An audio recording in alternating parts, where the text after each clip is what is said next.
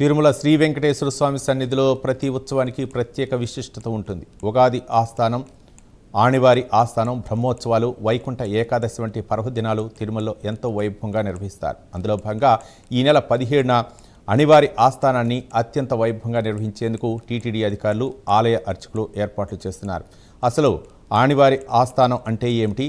ఆ ఉత్సవానికి ఎందుకు నిర్వహిస్తారు?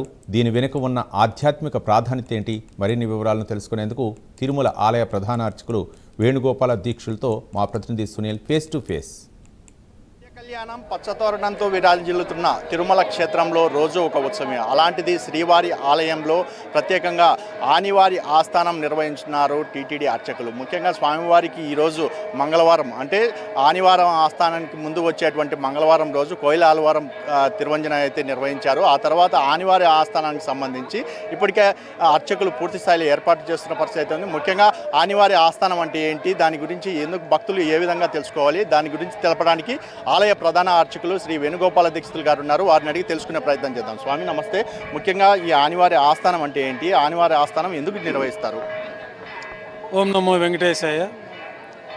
తిరుమల శ్రీవారాలయంలో ప్రతి ఏటా దక్షిణాయన పుణ్యకాలం కర్కాటక సంక్రమణం రోజున ఈ దక్షిణాయన పుణ్యకాలం ప్రారంభమవుతుంది. అంతవరకు ఉత్తరాయణ పుణ్యకాలం. ఈ దక్షిణాయన పుణ్యకాలం ప్రారంభానికి ముందుగా ఆనివారి ఆస్థానం అనే ఒక ఆస్థానాన్ని నిర్వహించడం జరుగుతుంది. మన తిరుమల సాంప్రదాయంలో ఆ రోజు నుంచి ఒక ఆర్థిక సంవత్సరం పూర్తి అయినట్టు, మళ్ళా నూతనంగా ఆర్థిక సంవత్సరం ప్రారంభమవుతున్నట్టు ఈ యొక్క కార్యక్రమాలు నిర్వహించబడతాయి. ప్రస్తుతం మనకి మార్చి 31 నుంచి ఏప్రిల్ 1 వరకు ఆర్థిక సంవత్సరంగా ఉంటుంది. ఆ విధంగా మనకి గతంలో ఉత్తరాయణము, దక్షిణాయనము 2 భాగాలుగా విభజించి ఈ ఉత్తరాయణ పుణ్యకాలం చివరిలో ఈ ఆస్థానాన్ని నిర్వహించడం, దక్షిణాయన పుణ్యకాలం నుంచి కొత్త లెక్క ప్రారంభమయ్యే విధంగా ఏర్పాట్లన్నీ కూడా నిర్వహించబడుతూ ఉంటాయి మన సాంప్రదాయంలో. ఆ ప్రకారం ఆ రోజు స్వామివారికి విశేషంగా శుక్రవారం నాడు ఈసారి ఆనివారి ఆస్థానం రావడం జరిగింది. ఈ కార్యక్రమాల్లో భాగంగా అభిషేకం అనంతరం స్వామివారికి మూలమూర్తికి విశేషమైన వజ్రాభరణాలతోటి, వజ్ర కిరీటము, స్వర్ణ పీతాంబరాలతోటి పరిపూర్ణంగా వజ్రాభరణాలతోటి స్వామివారికి అలంకరణ జరుగుతుంది. ఆ రోజు మాధ్యాహ్నిక ఆరాధనలు సాత్మర పూర్తయిన తర్వాత ఆనివారి ఆస్థానం ప్రత్యేక కార్యక్రమాల్లో భాగంగా ఉభయ దేవేరులతో శ్రీ మలయప్ప స్వామివారు బంగారు వాకిల్లో సర్వభూపాల వాహనం పైన వేంచేస్తారు. దక్షిణాభిముఖంగా స్వామివారి సర్వసైన్యాధ్యక్షులైనటువంటి విశ్వక్సేనులు వారు వేంచేస్తారు. వారికి ప్రత్యేకమైన ఆభరణాల అలంకరణ పూర్తయిన తర్వాత ఈ ఆస్థానంలో భాగంగా వడాల, అప్పము, లడ్డు ఇత్యాది ప్రసాదాలన్నీ కూడా, దోశ ఇవన్నీ మేళతాళాలతో ఊరేగింపుగా శ్రీవారి గర్భాలయంలో ప్రత్యేకమైన పడులు నివేదంగా సమర్పించడం జరుగుతుంది.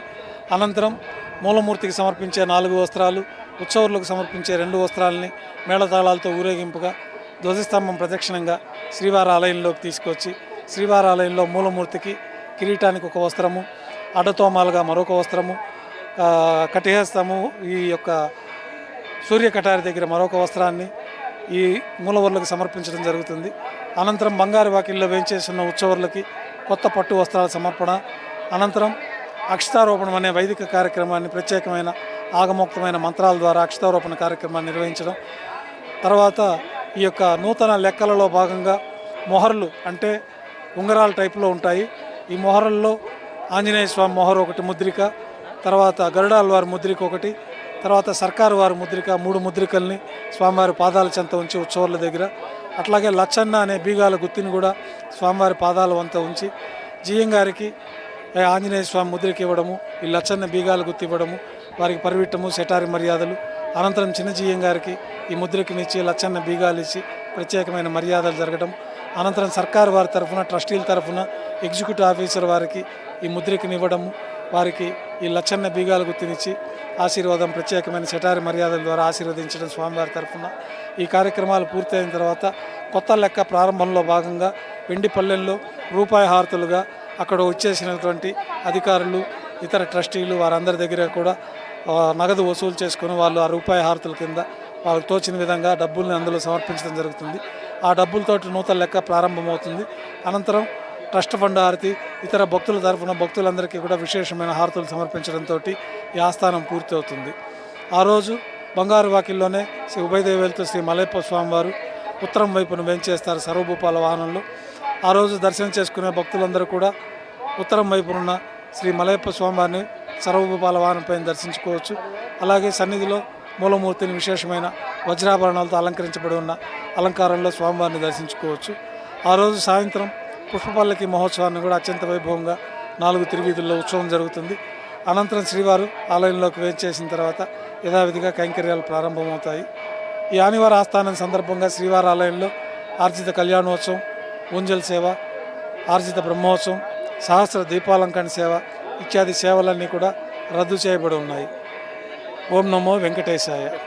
ముఖ్యంగా ఈ ఆనివారి ఆస్థానం అంటే స్వామివారికి లెక్కలు చెప్పడం అనేది ఎప్పటి నుంచి వచ్చింది, అంటే ఈ ఆచారం ఎప్పటి నుంచి వచ్చింది అంటే ముఖ్యంగా స్వామివారికి ఎన్నో ఏళ్ళ నుంచి ఆనివారి ఆస్థానం నిర్వహించినప్పుడల్లా స్వామి మీకు ఇంత ఖర్చు అయింది, ఇంత డబ్బు అయింది, ఇంత అని మీరు ఆ స్వామివారికి లెక్కలు చెప్తుంటారు. అలా ఎప్పటి నుంచి ఇలా వచ్చింది?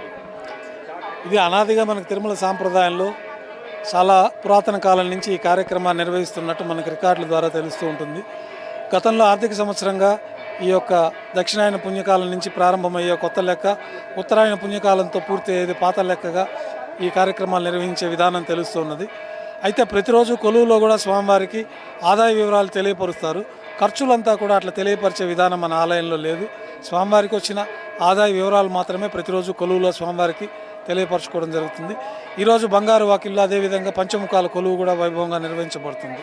ఇక్కడ పరిస్థితి అంటే ముఖ్యంగా శ్రీవారి ఆలయంలో నిర్వహించేటువంటి ఆనివారి ఆస్థానానికి సంబంధించి ఈ శుక్రవారం నిర్వహించడం ఒకవైపు అయితే, మరోవైపు స్వామివారికి నివేదనలు ఇవ్వడం కావచ్చు. ముఖ్యంగా స్వామివారికి ఏదైతే ఆనివారం ఆస్థానం రోజు స్వామికి సంబంధించినటువంటి లెక్కలు చెప్పడము, ఆ రోజు నుంచే స్వామికి సంబంధించినటువంటి లెక్క బుక్ మొదలవుతుంది. లెక్కలు ఆయనకి ఎంత ఖర్చు అయ్యాయని చెప్పేందుకు దాంట్లో అవకాశం ఉంటుంది. స్వామికి ప్రత్యేకంగా అలంకరణ కూడా చేస్తామని చెప్పేసి ఆలయ ప్రధాన అర్చకులు వేణుగోపాల్ దీక్షలు అయితే తెలిపిన పరిస్థితి ఇక్కడ కనపడుతుంది. కెమెరామెన్ బాలుతో సునీల్, ప్రైమ్ 9 న్యూస్, తిరుమల నుండి.